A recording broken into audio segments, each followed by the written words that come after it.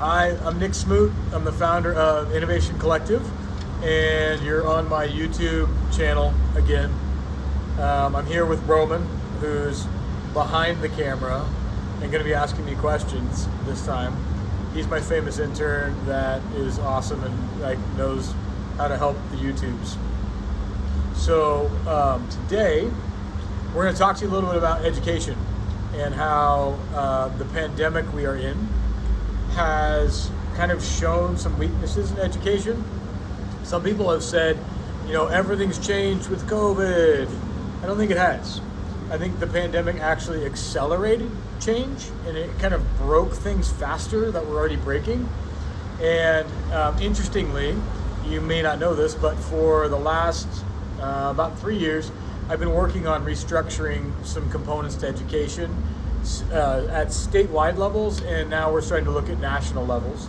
And I have some thoughts, theories on the past of education, the current moments in education, and have done a lot of research on bills from the 1800s, and am actively working with legislators and people across the country representing unions and foundations and think tanks on a new model for rethinking college. So that's kind of today. Is we're going to let you into this thing up here, which is kind of like a circus, and just know there's adults who help manage the circus so that it makes more sense when it comes to legislation. But it's a circus, and I'll let you know how this thing thinks about the future of education. And quick background, I did go to college for like 6 months, and then I dropped out because this thing in college didn't align well. And I ended up working with some deans of colleges who gave me a bunch of books to read. And then I had a board of adults that I would meet with, and then they would help kind of manage me like a project. And I learned a lot, and I started and sold 3 of my own companies, but college wasn't a good fit for me. So sometimes I don't feel like the right guy to talk about education, but the fact that I dropped out because it didn't work for me probably makes me the right guy to talk about education. Okay, Roman, take it away. So how do you think education has changed up until the pandemic and during the pandemic and overall and in the future? So how do I think education has changed? Like pre, post, during, okay. If I look at the whole arc of education as a whole, it's just the idea of how do we transfer experiences, tools, skills, tricks, tips, secrets to someone. And hopefully it helps that someone achieve a level of flourishing in life, right? Like that we have these little bags of meat that come out of the womb, and then we're like, hey, little bag of meat, you know nothing, and now it's like that's a baby. And then how do we train you up to become someone who can read, write, communicate? And this isn't new. This has been here since the beginning of dawn of time, like how to teach people how to communicate. I think so when I think about education, I think as we have unlocked the secrets of the rock we're on, our goal has been how do we best communicate those secrets.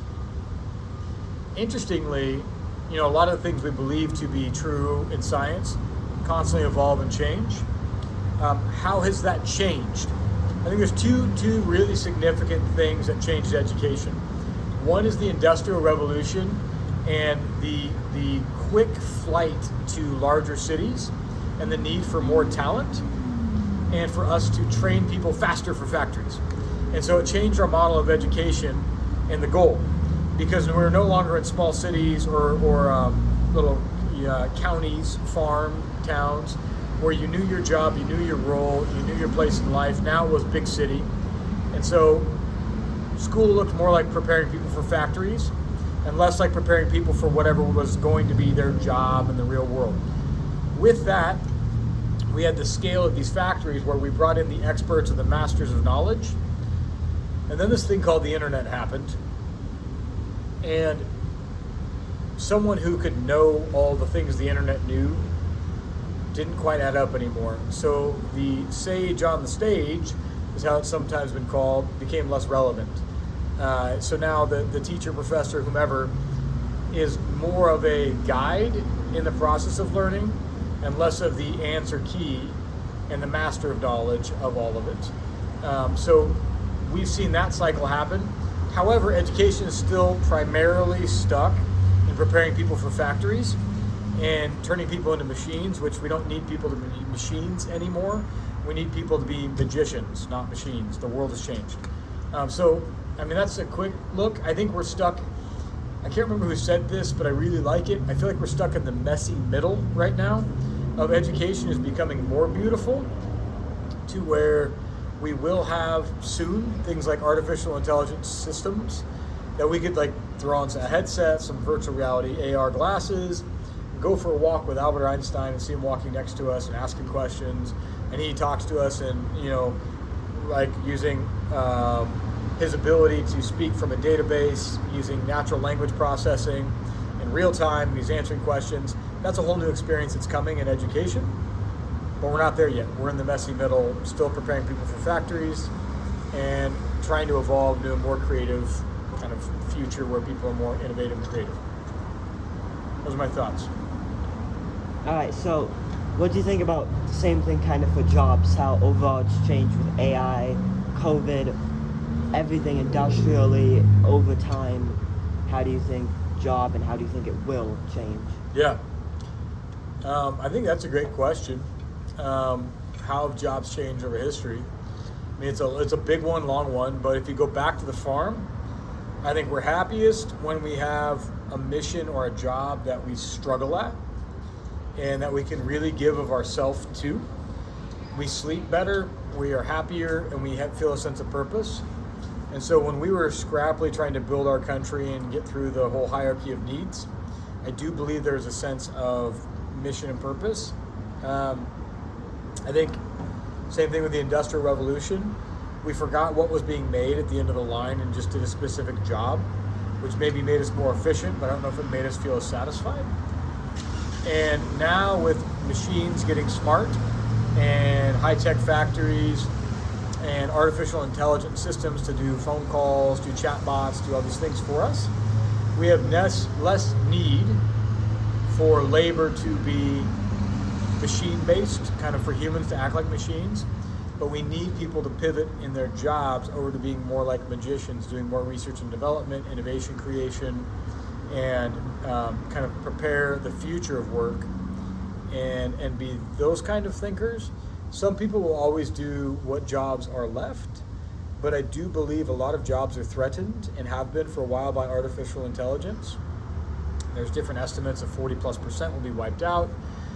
Now with COVID, I think that has actually accelerated things. I think we will see more machines doing the jobs that people did because it's cleaner, because they don't get sick, and simply because profit margins are going to be pinched. I've been saying for a while that there are large corporations that are prepared to lay off lots and lots of people that are already useless to them, but they can't lay them all off because it would look bad and their stock prices would plummet. But now with COVID or the next Great Recession, whatever it was going to be, it's the fog that they can kind of do their trickery in and lay everyone off and be like, pandemic.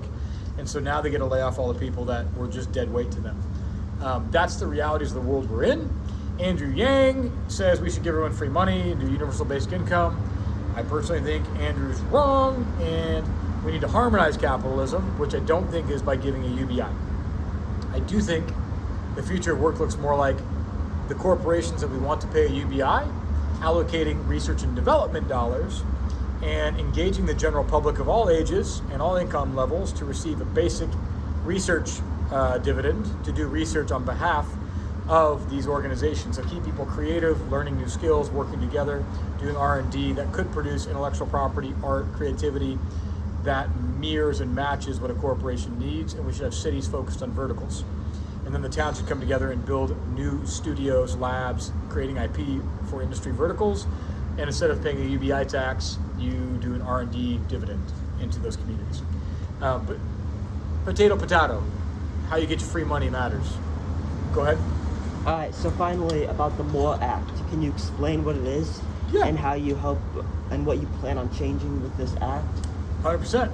So there's this concept that we've been working on called the MORE Act, not the marijuana one. There's one called MORE that was like a marijuana act apparently, and then there's one called the Hatch Act, which is what we originally called it, because it was based on the 1887 bill called the Hatch Act. But then we found out there's also a lobbying like amount that politicians can take from lobbyists that has the Hatch Act tied to it. Totally separate, but it freak every politician out when you say Hatch Act. They're like, why? What's that to do with lobbying dollars? So we went with more, because we're trying to pair it up with the CARES Act, so it's CARES more, which I like. So the basic concept is this. I believe that higher education is very inaccessible to many people. It costs too much, and you have to travel to it. I believe that the original mandate of higher education, especially with land-grant universities, is to educate and serve all the citizens of a state in a reasonable manner. And in 1887, we actually had a bill passed called the Hatch Act that created 3,000 of these little training centers across the country. These training centers taught home economics and agricultural farming. You could borrow tools, you could borrow seeds, you could learn from the masters, and you were able to build a life that was one that you could flourish and succeed in your own community and town. Those same 3,000 buildings are still there, all across this country. I believe that because of the pandemic, we can take those 3,000 centers, modify them to become missionally number 5, what the cooperative extension could be. They already have 4 missions. Give it a 5th. The 4 they do are fantastic, but the 5th one should be focused on community rebuilding grants, rapid workforce training, 3 to 12 months to learn a new skill with an apprenticeship at the end, and entrepreneurship. The rapid workforce training should be focused on remote work you can do for large corporations, like for Swift with Apple. I think there's over 1 million jobs open right now, average income over $80,000 a year. Why can't all 3,000 of those centers be training on Swift? Makes sense to me.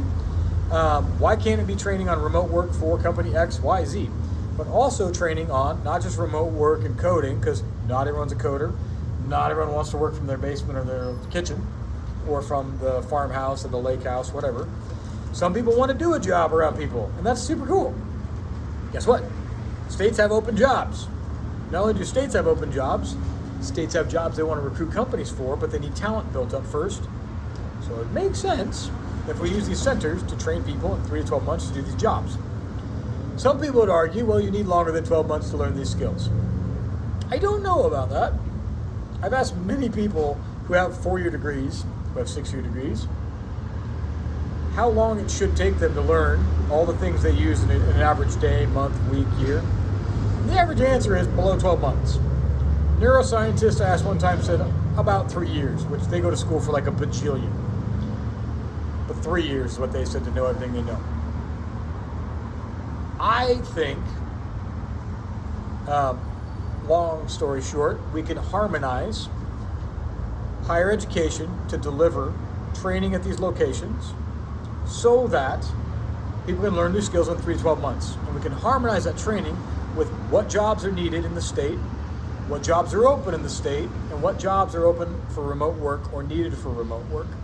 And I believe we can harmonize that then with the accreditation boards and the different groups so that you can get these stackable college credits that as you learn new skills constantly, you are earning credits towards a degree or a full degree that you can get at some point, much like CLEP. If done right, this creates 3,000 colleges, micro colleges, mini campuses in every single county, all across this country, and they're within driving distance of every citizen, and we can do them at low to no cost because they're tied directly to the workforce.